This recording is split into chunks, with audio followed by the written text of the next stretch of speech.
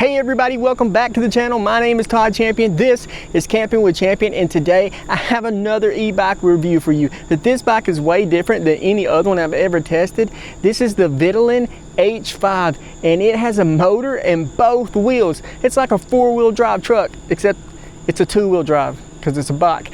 But this thing, they say, goes over 40 miles per hour. If that is true, that is insane. And we're gonna find out if it's true here, well, actually in the morning. If you can tell, it's not time out here right now because we're in the hottest days of summer here in Alabama. We're under a heat advisory, so I waited till it got dark to put this thing together. I'm going to show you, because I don't think I ever have before, how these bikes come packaged and how easy or hard they are to assemble. So let's start doing that right now, and then after that, in the morning, I'll take you on a ride and tell you all about it. So this is the box that it comes in. I haven't opened it up yet.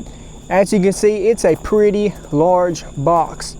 On the side here, it's got some specifications. Basically just tells you it's the Vitilan H5, and it says it weighs 101 pounds. Here on the other side of the box, it says Vitilan, it's the riding, enjoy. Also has their website and other stuff, but let's tear into this thing and see what we got.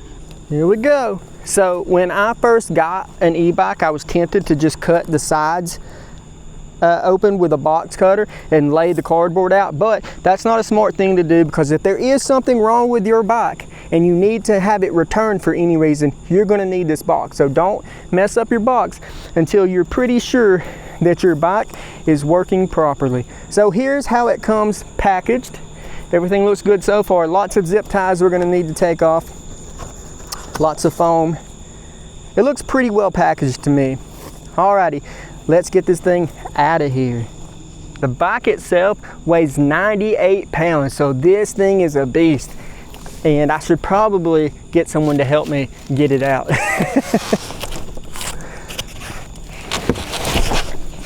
Okay, not too bad so far.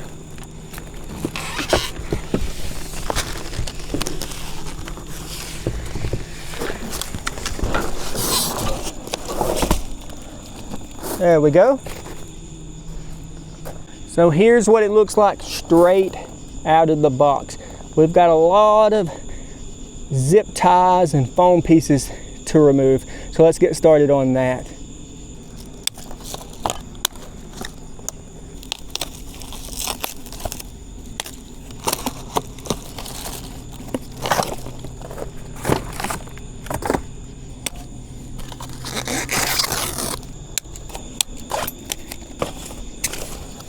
All right, set this to the side for now. So I ran into my first small snag here. The pedal is inside the spokes of the bike, and I have yet to be able to get the wheel unstuck. I don't know if it comes shipped that way all the time, or if that just kind of happened during shipping, but it's very annoying. After a 5-minute battle, I think, yeah, I've got it off. Man, that was way harder than it should have been. That little 5-minute struggle with that tire has me drenched in sweat now. Just to show you what had happened, the wheel was caught on that pedal there, and it was wedged into the kickstand. So it was very hard to get unwedged, but I got it out. I don't think that should reflect negatively on the bike company, just something that happened, I reckon. All right, next step. Now that we have all the zip ties and foam off, first thing I'm going to do is put these handlebars on. So this is what the bike looks like when it comes straight out of the box. The front tire was attached to the side. I took that off, and this is what you're left with. So first step we're going to do now is put those handlebars on. Then after that, we can flip the bike over to put the front wheel on. I haven't showed you this yet, but this is the box with all the tools. So it comes with a wrench, a bag of Allen wrenches and other tools, small screwdrivers. Here are the pedals, the owner's manual, and this is going to be our power bank, and a bunch of zip ties. I think these zip ties are just for cable management, and I don't know what this is yet. I'll figure it out though. Oh, I think it just goes over some nuts maybe. I don't know, we'll figure it out as we go. Oh, one more thing here. Oh, it comes with a phone holder. That is neat, I did not know that. That is cool that they even sent one though. And of course, have another small box with our headlight. This headlight looks big.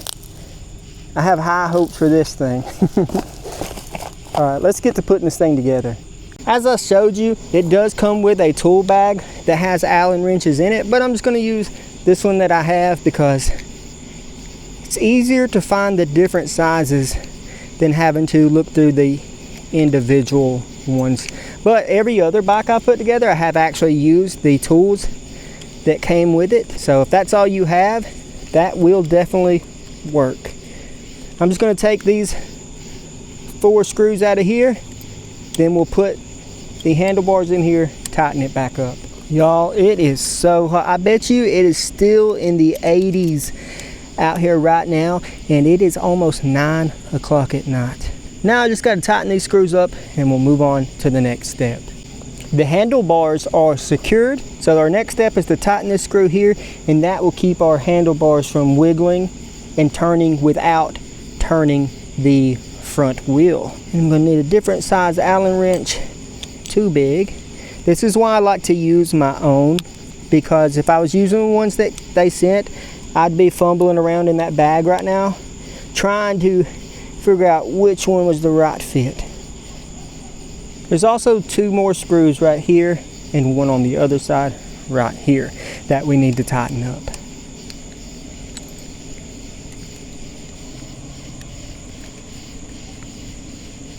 Then we just replace this little cap over the top of there. Got that done. Now I'm going to flip the bike upside down to make it easier to put the front wheel on. Got the bike flipped over. We got to remove this black piece here. This isn't for anything, that's just for shipping. You can get rid of that.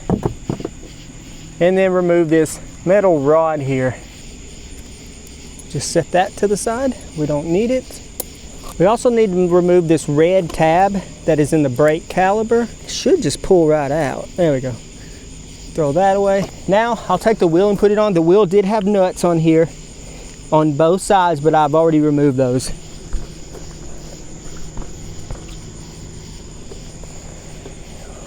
Make sure we get that disc brake into the caliper, and then also gotta make sure we get into that front fork.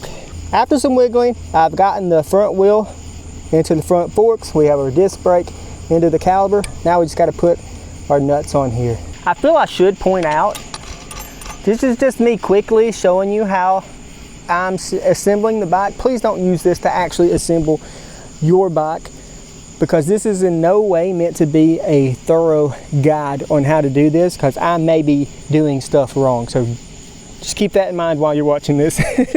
Now I gotta put the same thing on the other side.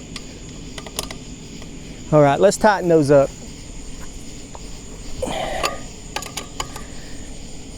The final thing we need to do on this front wheel here is to connect this cable into this input. And that is to get power to our front hub motor. I've never had a bike with a motor in the front and the back before, so I am pretty excited about this. Getting close to being able to ride this thing.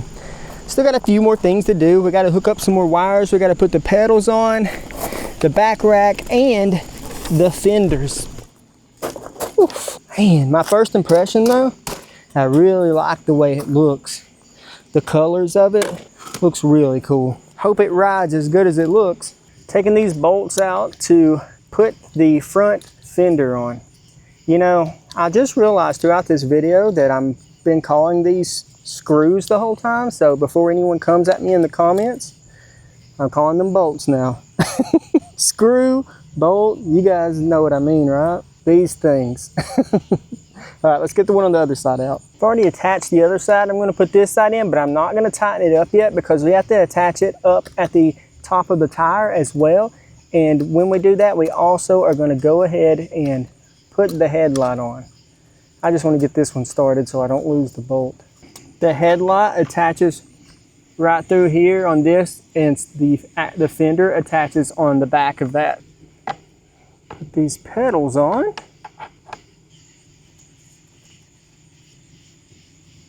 Here's the bike all put together. Like I said, don't use this as a guide on how to put your bike together, because there's some things I didn't show. Like I put on that back rack. It was just 4 little bolts and then plugging up all the cords and stuff like that. But all in all, I'd say this took me about an hour to do, and that is also with filming it. Tomorrow, in the daylight, I'll tell you all the specs and we'll take this thing for a ride. So it's been about 10 days since I put the bike together, and I've rode it just about every day since then. I freaking love this thing, mostly because of how fast it goes, but I'm gonna give you a walk around because I know when I showed it to you before it was nighttime, so I'm gonna give you a walk around, show you the bike, show you all the features and the specifications of it. First off, first thing I wanna show you is this huge battery. It's a 52 volt, 25 amp hour battery. Comes with keys so you can lock it up or remove it if you want. And it has a little button here that you can press, and that will tell you how charged your battery is. It's probably hard to see the LEDs in the daytime. Right down here, I believe is your charge controller. And I have seen some people complain about the spot that it's in and thought about maybe moving it somewhere, but it's not been a problem for me. The bike is supposed to get up to about 65 miles range off of a full charge, and they say that it will go 40 miles per hour, which we will test that out here in just a few minutes. The front forks have an adjustable suspension system that you can adjust with a knob here to make it tighter or looser, and then you can just completely lock it over on this side. I keep mine pretty loose, especially if you're going to go off-road or something like that. It's nice to have some give there. We have hydraulic disc brakes on the front and on the rear wheels. Speaking of the wheels, they are 24-inch by 4-inch fat tires. I actually love the blue color of the rims. I do wish they would maybe have a few other options. This is fine for me, but not everybody is going to like this blue color. Also on the front wheel, it has a 1,000 watt brushless motor on the front wheel and on the rear wheel. This thing has a lot of torque. When you have both motors turned on and you hit that throttle, it really takes off. And of course, it has standard fenders on your front and rear wheels. Has a basic kickstand as well. Nothing fancy, but it gets the job done, does what it's supposed to. The rear rack, I believe, holds up to 25 kilos or around 50 pounds. Now this carrying case or storage bag did not come with it. That's just something extra that I put on there to carry my camera gear today. The seat is pretty comfortable. It even has a vent here, I guess for your undercarriage. Obviously, usually the seats that come with these bikes aren't great, but this one is not bad at all. But if you're gonna ride it for a long distance, I would definitely upgrade the seats. But for what it is, it works pretty well. It has a standard 7-speed Shimano gear shifter, changes out really smooth. Like I mentioned before with these e-bikes, I find myself using just the throttle a lot of time. So I really don't find myself using the shifter that much, but it's there. It also did come with this phone holder and charger, and it actually plugs up into the bike itself. So the power is coming from your bike battery. That was pretty cool. It came with that. And also, I go camping a lot, and if I can, I love to take an e-bike.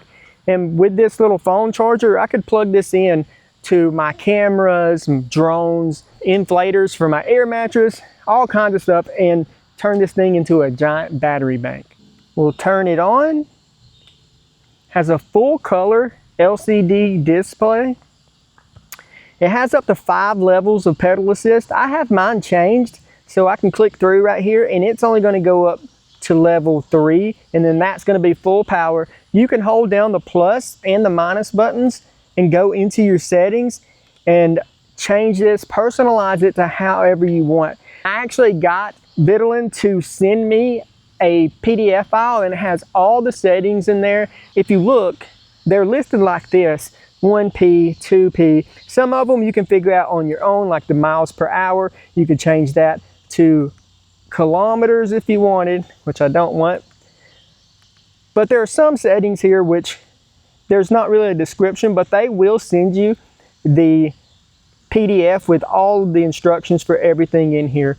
but you can customize this thing in a lot of different ways. But there's a lot of information here on the screen. You have your battery bar up top, of course your miles per hour, and I have tested the speedometer here with a speedometer on my phone, and it is pretty accurate. We'll do that test again in the video, and I'll show you how the two compare. I really like the button here for the lights, because a lot of times on these e-bikes you have to hold the button down for like 3 seconds to get your light to come on. On this, you click it and it's instant. This is your horn. And this right here, this is the coolest button of all. This is how you go from a single motor to both motors, just a single click.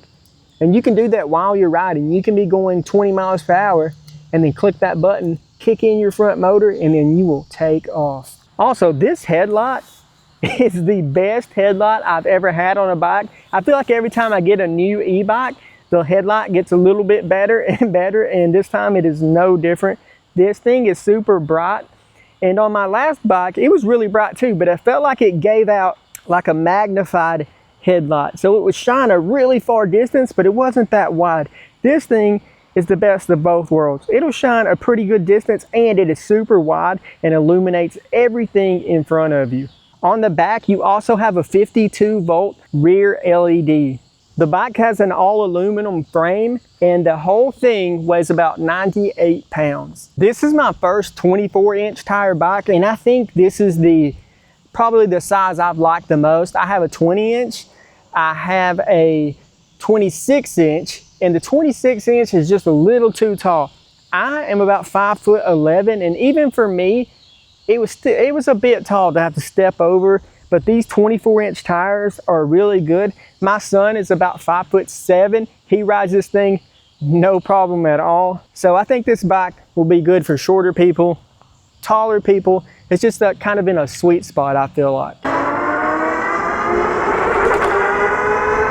So we're gonna do a little test here and just see how well the speedometer on the bike matches up to the speedometer on my phone.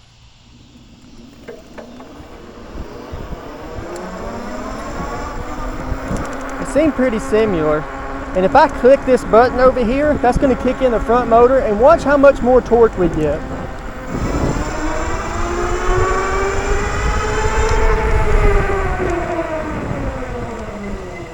I'm on a pretty big stretch of road here, and I am going to do a speed test to see what the top speed we can get this thing up to. 15, 20, 28, 30, 33, 34.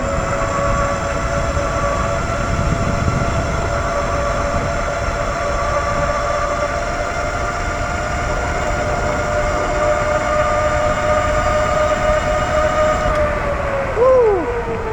Okay, so that was about 38 miles per hour. And now I'm gonna go back the other way because we were going up a slight incline there. And we're going to run this speed test one more time. 30,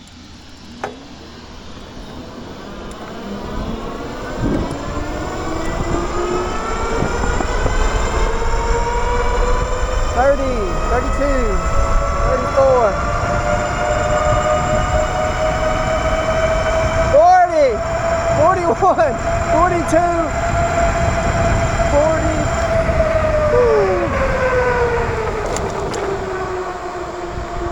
So that time we got to about 42 miles per hour, and we were going downhill just a little bit, but it wasn't a huge hill or anything. And on the way up the hill, we got about 38 miles per hour. So I'm pretty confident that if we could find a straight, flat length of road, which is hard to do here in Alabama, that this thing would do 40 miles per hour, no problem. We're gonna do a quick brake test here. So we're doing about 30 miles per hour. We're gonna come to a stop.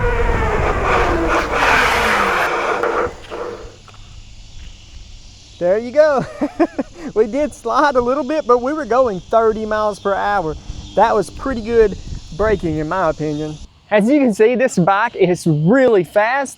And the thing I really like about it is that on other bikes, when they're limited to say 28 miles per hour, that's as fast as they'll go. Even if you're going down a hill, they will restrict you and you can't go any faster than that. With this thing, I think its top speed is supposed to be 40 miles per hour, but if you're going downhill, it never cuts out. You will just keep going faster and faster, which is crazy fun on a bike. It's probably a little too fast, but you don't have to go that fast. But I do like the ability to go as fast as I want to without the bike artificially slowing me down for no reason.